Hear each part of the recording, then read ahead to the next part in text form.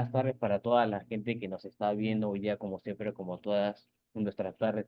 Es una tarde, eso de lujo, porque tenemos un invitado, eso de lujo. Y antes recordar a todo el público que nos está viendo que este programa se transmite por un TV, que es el canal 03 de Cable Más, por la coordinadora republicana, por la abeja y por mis redes sociales. Bueno, tal como hemos anunciado en todas nuestras redes, tenemos al abogado constitucionalista Lucas Gersi, que por cierto le damos las gracias por estar aquí, por su tiempo en un programa hecho por jóvenes para jóvenes.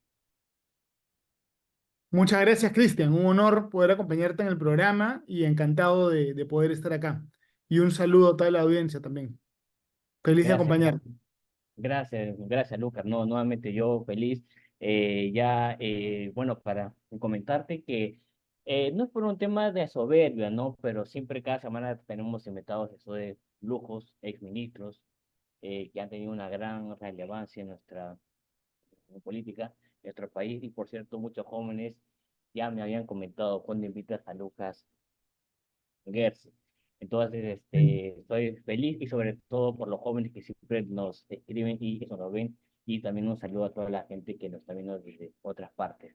Bueno, estimado Lucas, antes de pasar al tema de a nuestro país, muchos medios progresistas de izquierda están figurando de que Francia derrotó a la derecha, a la ultra eso derecha. Yo personalmente no lo veo así, ya que yo he escuchado a muy buenos analistas de allá, sobre todo, y otros políticos internacionales, que ha sido un triunfo para la derecha el poder tener presencia en el Parlamento de Francia, que hace muchísimos años no había una derecha como tal, y sobre todo están queriendo manobrear, que es un fracaso, ha sido un fracaso lo de la derecha, cuando yo personalmente no lo considero así. ¿Cómo lo ves, estimado Lucas? A ver, digamos, cuando nosotros hablamos de política de otro país, es bien importante que nosotros conozcamos cuál es el sistema constitucional de ese país, ¿no? Y el sistema electoral de ese país, para saber de qué estamos hablando. El caso de Francia es un caso bien interesante, porque de hecho la constitución del Perú se inspira en la constitución de Francia.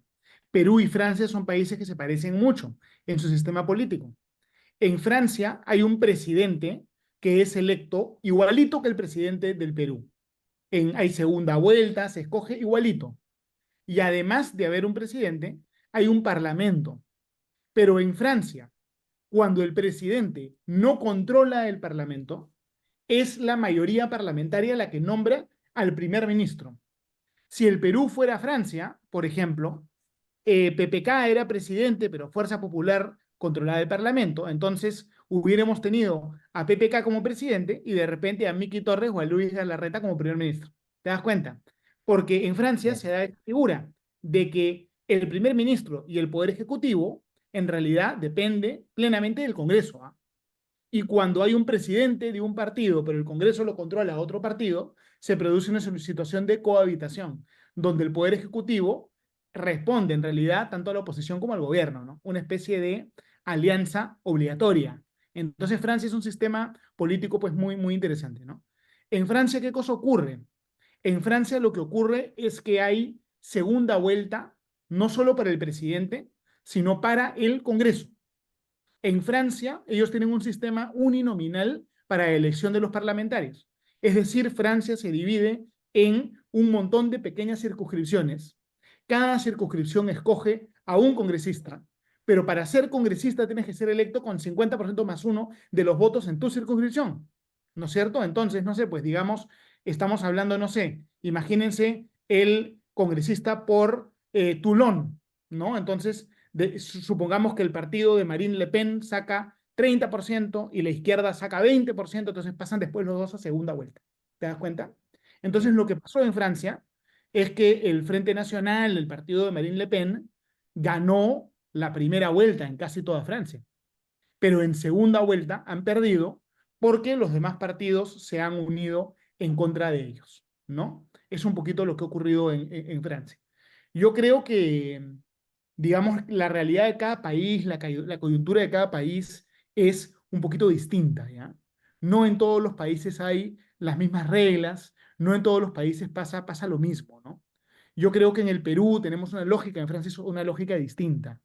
Yo no soy, la verdad, seguidor del partido de Marine Le Pen, ¿ah? Para nada. Este es un partido que obviamente ellos se denominan pues de derecha, pero es un partido en lo económico probablemente muy intervencionista, con muchas similitudes con la izquierda. Es anti-inmigración, es conservador, definitivamente, pero tampoco es un partido liberal, libre mercado, ¿no es cierto? Entonces, hay ahí algunas cosas que me gustan, otras que no me gustan, y la izquierda francesa, que ha salido el partido más votado, esa sí es una izquierda muy radical, muy socialista, ¿no? Entonces, más bien yo lo que veo en Francia es que los partidos más liberales, más pro mercado, más pro instituciones, son un poco más débiles y más bien los partidos más populistas son los que tienen más fuerza, ¿no? Entonces yo creo que en Francia las instituciones están un poco debilitadas, va a haber una crisis muy complicada, muy difícil, de repente ni siquiera se forma gobierno, porque ningún partido tiene mayoría, de repente lo que ocurre es que se van a otra elección después, porque no hay mayoría, entonces lo que va a haber es una situación de crisis y esperemos que la izquierda extrema no logre tomar el poder ejecutivo en Francia. Porque si la izquierda extrema toma el poder ejecutivo en Francia, ¿eso qué va a pasar? Esa izquierda extrema, ¿a quién va a apoyar? Va a apoyar a Vladimir Putin, ¿no es cierto? A la dictadura de Rusia. Y eso va a deteriorar la seguridad de toda Europa y de la OTAN y de todo Occidente, ¿no? O sea que es una situación muy grave, una crisis muy grave, muy difícil, la que vive Europa en estos momentos, ¿no? Es dificilísima, complicadísima, ¿no? Ahora, también se está comentando de que ante un fracaso de Francia en lo económico, como bien se están pasando muchas noticias, la delincuencia ha aumentado como tal. Y por cierto, eso podría conllevar en que en un futuro la derecha podría ganar. ¿Cómo lo ve usted así, doctor? Eh, ¿cómo dices, Cristian? Disculpa. Que ante el fracaso de este nuevo gobierno de izquierda, el péndulo se podría girar hacia la derecha y probablemente en un futuro la derecha pueda tener un éxito ante este fracaso que Francia podría llevar por la delincuencia y todo Eh, eso. bueno, eso No puede sabe. ocurrir o puede no ocurrir porque no sabemos qué va a pasar. Exacto, El exacto. gobierno actual de Francia, que es un gobierno, digamos, eh, de centrista, pero progresista y que no se define mucho, podríamos decir que es un gobierno caviar, ¿ya? El gobierno caviar Está de bien, Francia está bien. actualmente, Excelente. yo creo que ellos de repente van a seguir en el poder. Emmanuel Macron, está intentando seguir en el poder obteniendo algunos votos de la derecha y de la izquierda, e intentando jalar votos, ¿no? Entonces, que no se sabe, pues Francia está ahorita en el limbo. Es una elección que no tiene una conclusión clara. Pero yo no veo en Francia, la verdad, un movimiento político pro mercado y pro institucionalidad. La derecha tradicional francesa, liberal, está bastante debilitada y no hay una figura, por ejemplo, análoga a Javier Milei, ¿no? Eso no hay, ¿no? Más bien hay una derecha que yo creo pues que tiene sus cosas populistas que a mí no me gustan mucho. Entonces, la verdad que por lo menos en ese país yo veo que la cosa es pesimista, ¿no? No está bien, es bien complicado. Excelente, claro, excelente. Y es importante lo que nos está comentando, que no hay una derecha que usted considere como tal. Excelente. No, de ninguna Ahora, manera, no hay, claro, pero, excelente. pero lo, Ahora, lo que a mí me gusta mucho de Francia, lo que a mí me gusta mucho de Francia es su sistema político, ¿no? Es bien claro, interesante esta idea de la segunda vuelta aplicada a las elecciones parlamentarias. Es decir, en Francia, de verdad tienes que tener el respaldo de la mayoría de la gente de tu ciudad, de tu región, para ir al Congreso. Yo creo que es un sistema político finalmente muy sólido, muy fuerte, y que obliga a que haya consensos, ¿no? Una democracia muy fuerte, un sistema político muy fuerte, entonces, pese a la crisis, seguramente va a lograr encontrar una salida, ¿no? excelente. Claro, ahora ya pasando al tema coyuntural de nuestro país, Lucas, muchos jóvenes también tienen esas dudas porque este es un programa que se caracteriza sobre todo que nos ven jóvenes y tienen esas dudas sobre todo. Se está comentando de que el fiscal José Domingo Pérez ha pedido una sanción para los abogados Yolanda Loza y Humberto Abanto, en la cual denunció gestos, entre comillas, obscenos, lo vamos a poner en pantalla, en la Ujú. cual no necesariamente pueda ser obsceno, pero sí poco moral, ¿no? Poco ético, en la cual eso podría ser sancionable ante un juicio público, como el que se está dando el caso con Teles. Bueno, a ver, tanto el doctor Abanto como la doctora Loza han negado que se tratase de una insinuación o un gesto malcriado. Lo que ellos han dicho era que estaban contando, ¿no? Y que era tres, ¿no? Estaban diciendo el número tres, ¿no? Tres votos. Entonces, ahí hay un tema interpretativo, ¿no? El Claro. fiscal José Domingo Pérez pidió una sanción y su pedido fue rechazado, ¿no? La sala, los vocales rechazaron ese pedido y yo creo que finalmente es una anécdota, ¿no? Es una anécdota. Yo no sé quién tiene razón, yo no sé si de verdad están contando si era un gesto un poco malcriado. De haber sido un gesto un poco malcriado es algo pues de mal gusto, pero tampoco es para sancionar, ¿no? Y yo creo que en todo caso, ¿no? La noticia más relevante es lo que pasó después, que un Así es. agente violentista le pegó, agredió físicamente a la doctora Juliana Loza. Y eso sí es gravísimo, ¿no? En el Perú, el problema que nosotros tenemos es que hay gente que tiene una cultura, hay gente que tiene una cultura de violencia política, ¿no? Miren cómo, por ejemplo, ¿no? Al congresista Tubino lo agredieron físicamente, al congresista Burga lo agredieron físicamente, ¿no? Y Sí. después el agresor salió como influencer, una vergüenza total. No, sí, por Cuando vergüenza. nosotros hemos hecho actividades en defensa de la democracia, recolección de firmas, en Puno, en Juliaca, en Junín, siempre la gente de la izquierda extrema a golpear, a agredir, tirar piedras, ¿no? Entonces el Perú tiene un problema grave de violencia en la política. Y la violencia tiene una finalidad perniciosa, ¿no? ¿Cuál es la finalidad? Le saco la mierda al que piensa distinto a mí, lo agredo, le saco la mura al que piensa distinto a mí. ¿Con qué finalidad? Con la finalidad de asustarlo, ¿no? Que ya no quiera salir a oponerse, a expresar su posición. Entonces, el Perú tiene que realmente sancionar ejemplarmente a quienes creen que la violencia es una herramienta válida en la política, ¿no? Y mira, Así es. mira cómo ha sufrido ciudades como Cusco, como Puno, que saquearon pues negocios, incendiaron las ciudades, ¿no? Tenemos un problema muy grave del uso de la violencia. Acá se cree que cerrar una carretera es un derecho. El derecho no es cerrar una carretera. ¿Qué pasa si una persona pierde su negocio, pierde su inversión, no llega a la clínica, no llega al hospital porque cierras la carretera? Uno no tiene el derecho a agredir a los demás. Ese es el tema central, ¿no? Y mira, y hablando del tema de lo de José Domingo Pérez y el juicio ya contra Keiko, ese es un juicio que no tiene ninguna validez. Ese juicio no tiene ninguna posibilidad de prosperar. ¿Por qué motivo? Porque Odebrecht hoy en día se le ve como una bestia negra, una cosa terrible, Odebrecht, qué terrible, ¿no? Pero en ese momento era una empresa absolutamente formal, ¿ya? Y el dinero que provenía de Odebrecht no tenía una procedencia ilícita. Una cosa es dinero que proviene de minería ilegal, ¿no? Tráfico de armas, tráfico de personas, tráfico de drogas, y otra cosa es dinero de Odebrecht. El lavado de activos se configura cuando tú un dinero de una procedencia ilícita lo haces parecer como lícito.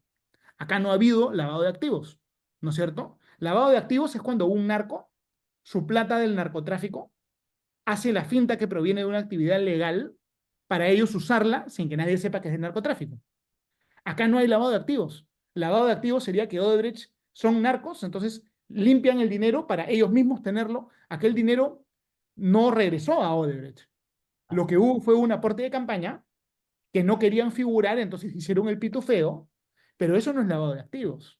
En el peor de los casos, ¿eso qué cosa es? Una infracción a la ley electoral o un acto poco transparente, pero eso no es lavado de activos. Entonces, todo el caso de José Domingo Pérez está mal planteado. Distinto hubiese sido si Keiko hubiese sido gobierno y después Odebrecht hubiese ganado un contrato y tú pudieras probar que el aporte de campaña fue un soborno, pero ella no fue gobierno, ¿no? Entonces, no hay delito. Este caso no tiene prácticamente ni pies ni cabeza. Es una arbitrariedad que haya durado tanto tiempo y que hayan mandado a la gente por años a prisión sin una base. Entonces uno puede ser fujimorista o antifujimorista, te puede caer bien o mal Keiko Fujimori, te puede caer bien o mal Ana Gers, Pierre Figari, ¿no? Te pueden caer muy bien o muy mal, eso no importa. Aquí lo que importa es que no hay derecho a hacer esto. Y yo creo que la historia lo va a recordar como un juicio politizado, que todos los imputados van a ser absueltos, y acá la responsabilidad la tiene José Domingo Pérez, ¿no? Y el fiscal Vela también. Hay un artículo, ¿no?, en la Constitución que es el derecho a ser indemnizado cuando hay un error judicial. Una vez que todo esto termine, Keiko Fujimori tendría el derecho, en teoría, a pedir una indemnización por haber estado años presa. A las niñas, las hijas de Keiko, le encerraron a su mamá, ¿no? Destruyeron la unidad de una familia sin una base pues, real. Entonces, una cosa terrible, un juicio politizado, más que nada para perseguir a un enemigo, a un opositor pues, político, ¿no? Entonces, muy lamentable, y este juicio es una muestra de lo débil que es el Estado de Derecho en el Perú. Exacto, exacto. Excelente explicado en la manera en que no hay lavado de activos como tal. Ahora también, ¿usted considera de que este juicio no va a durar solamente 2 años, sino estamos hablando de 5 años, a lo menos, porque cada aporte de un testigo, como son 40 más o menos, estamos hablando de algo de 6 años? También, ¿qué tan improbable o cierto es que José Domingo Pérez ha pedido de que se disuelva el partido de Fuerza Popular, eso disuelva, cosa de que eso se va a caer, ¿no? Pero de todas maneras quisiera preguntarte ese lado. No, pues eso es carente totalmente pues de sentido. Si no hay prueba de lavado de activos contra Keiko y su campaña, ¿con qué argumento vas a pedir la disolución de un partido político, no? Ahí lo que se nota es el prejuicio, la mala entraña, el odio con el cual se lleva a cabo todo esto, sin un cuidado realmente de los hechos, ¿no? Entonces, a mí lo que me genera pues un temor es cómo, pese a que esto es tan abiertamente arbitrario, tantos peruanos lo celebraron y lo aplaudieron, ¿no? Es decir, como hay un sector que es tan antifujimorista, todo el mundo sabía en el fondo que se cometía una arbitrariedad, pero no importa, ¿no? Como la arbitrariedad es contra mis enemigos políticos, yo celebro, me parece bacán, me parece lo máximo, qué chévere que le saquen la mugre al fujimorismo porque los odio, ¿no? Entonces, eso es pernicioso. Un día el abuso lo cometen en contra del que te cae mal, pero al siguiente día el abuso lo cometen en contra tuyo. ¿Y quién te defiende si tú no defendiste al otro? Entonces, es como decía el pastor Martin Niemöller, ¿no? Que fue opositor, es muy famoso lo que dijo el pastor Martin Niemöller, ¿no? Él fue un pastor evangélico alemán, ¿no? Que dijo, ¿no? Cuando fueron en contra de los sindicalistas, los comunistas, yo celebré, ¿no? Lo máximo, ¿no? Luego, cuando fueron en contra de los católicos, también celebré lo máximo, ¿no? Y luego fueron contra mí, ya no había nadie para defenderme. Entonces, la prueba de la moral es defender los derechos y defender la verdad, incluso cuando uno tiene que defender la verdad de la gente con la que no comulga políticamente. Eso es la moral, esa es la ética. Y lamentablemente, mucha gente en el Perú demostró que moralmente no dio la talla, ¿no? Porque no importaba la verdad. Lo que importaba era sacarle la mugre a Keiko, sacarle la mugre a Alan, y se empoderó una arbitrariedad terrible, ¿no? Eso es lo triste. Así se destruye el Estado de Derecho, ¿no? Exacto, exacto. Excelente, estimado Lucas. Ahora también, el día de ayer se generó un pánico en la cual el impresentable de Piero Corbeto, el ex jefe de la OMPE, podría ser ratificado, ya que hace unos días pidió una reconsideración en la cual la Junta Nacional de Justicia está viendo este tema, en la cual, como han vuelto con una ideología caviar, dos de sus miembros que fueron inhabilitados, pero el Tribunal Constitucional ya ha manifestado en la cual que si se declara fundada el reconocer la demanda competencial al Congreso, todo acto de que fueron de Inés Tello y de Aldo Vázquez van a ser nulos. Van a ser nulos. Por lo tanto, la única salida aquí de salvarnos de Piero Corbeto es que el Tribunal Constitucional dé su veredicto final y se acabe todo este entrampamiento como tal. Ahora también, lo que también quería preguntarte también, tengo esta duda también, de que se está comentando mucho de que acá el veredicto final la va a dar el TC, pero yo no tengo ninguna duda que igual más adelante el Poder Judicial nuevamente va a querer interponerse contra una labor legislativa. Entonces, esta enredo vamos a seguir viviéndolo año tras año. ¿Cómo lo ve usted, estimado Lucas? A ver, yo creo que todo este drama de la Junta Nacional de Justicia ha sido algo pues muy desgastante, algo muy dañino, ¿ya? Y hay varias cosas que hay que analizar.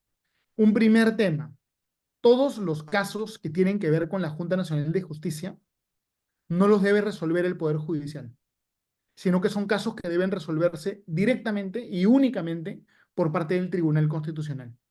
Y el Congreso debería aprobar una norma para que siempre que hay un caso que tiene que ver con la Junta Nacional de Justicia, sea únicamente el Tribunal Constitucional el que resuelve. ¿Por qué motivo? Porque la Junta Nacional de Justicia es la institución que tiene el poder de ratificar a los jueces. Es decir, esa institución decide si los jueces siguen siendo jueces o si los jueces se van. Entonces, prácticamente todos los jueces tienen un conflicto de intereses. Por ejemplo, el juez que ordenó la reposición de Aldo Vázquez e Inés Tello, el juez Ordóñez, Ordóñez. que pasar, creo, en una semana, en 2 semanas, ratificación, ¿ya? Entonces, independientemente de su calidad moral, si es buena persona, si es mala persona, objetivamente hay un impedimento, hay un conflicto de intereses, ¿no es cierto?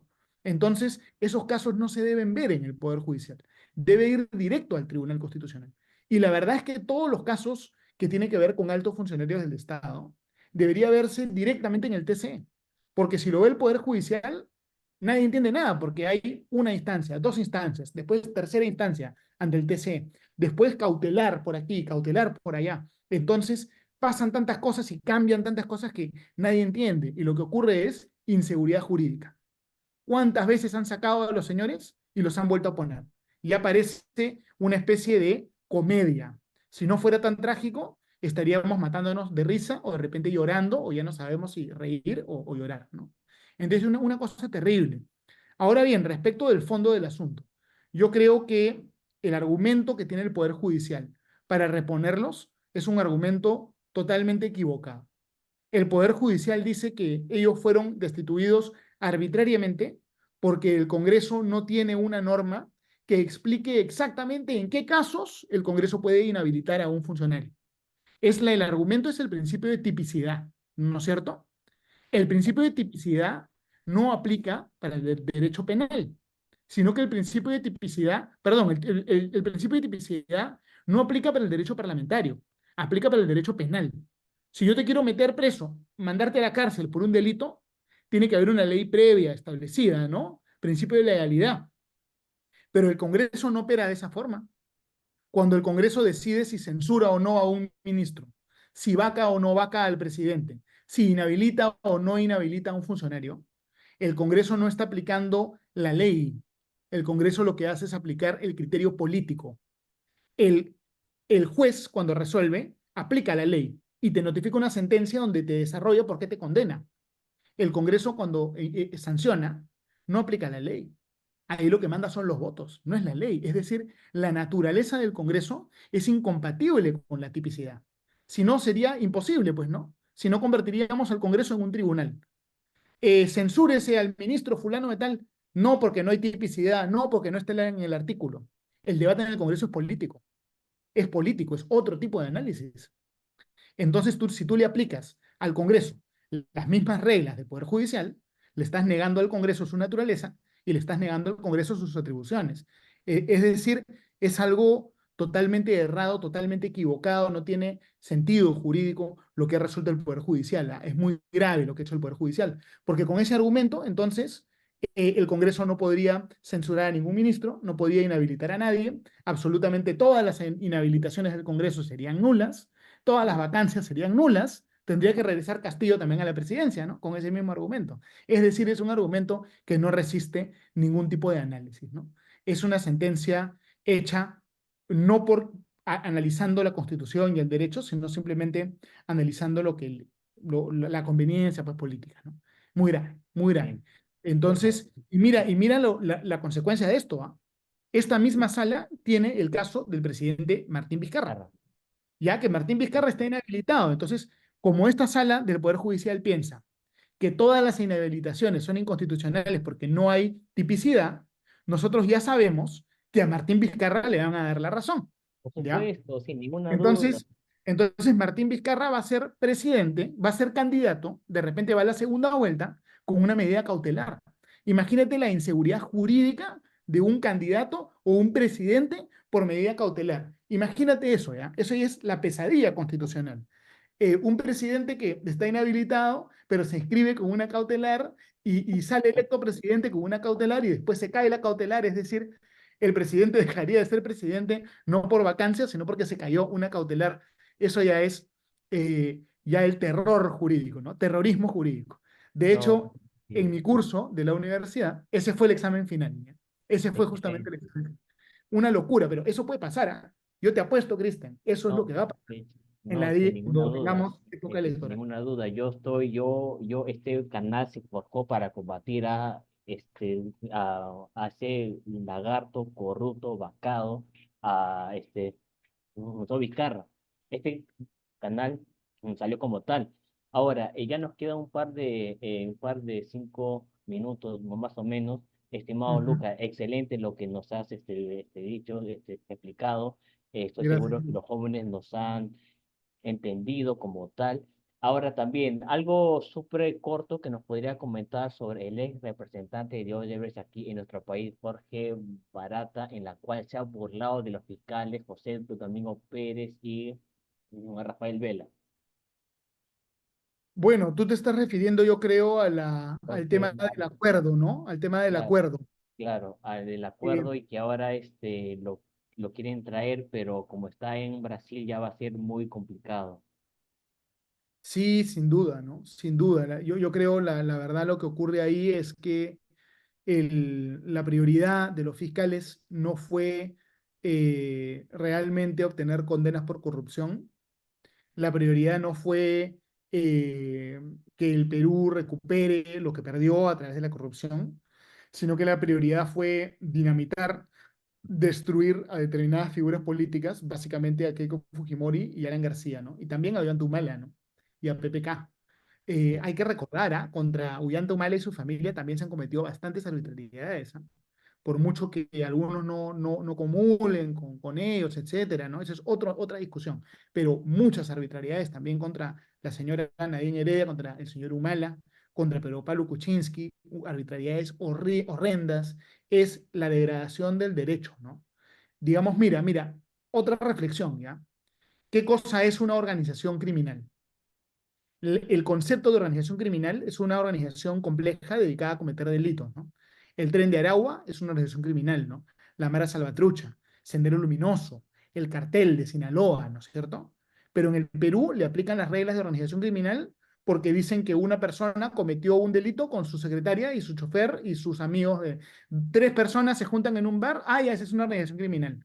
Si tú defines organización criminal claro, así, entonces, si todo es organización criminal, nada es organización criminal y es irrelevante el concepto, ¿te das cuenta? Es decir, se está empleando de manera perniciosa. Las reglas de organización criminal, que son mucho más graves, plazos largos, prisiones preventivas largas, todo eso debería aplicar para grandes casos de narcotráfico, terrorismo, extorsiones, ¿no? Sicariato, no para PPK con su secretario y su chofer. Es decir, se ha utilizado el derecho penal como un arma para abusar o para cometer arbitrariedades por motivos que aparentemente son políticos. Y esa es la tragedia que hay que denunciar. exacto, exacto. Excelente, estimado Lucas. Te damos las gracias por haber estado aquí con nosotros, por tu tiempo. De verdad, muchísimas gracias. Y de verdad ha sido un placer, Lucas. Ha sido un placer. Y por Gracias. cierto, Muchas veremos gracias. también eso de vuelta aquí. Muchas gracias, Cristian. Un honor haber estado acá y te agradezco mucho. Te agradezco muchísimo.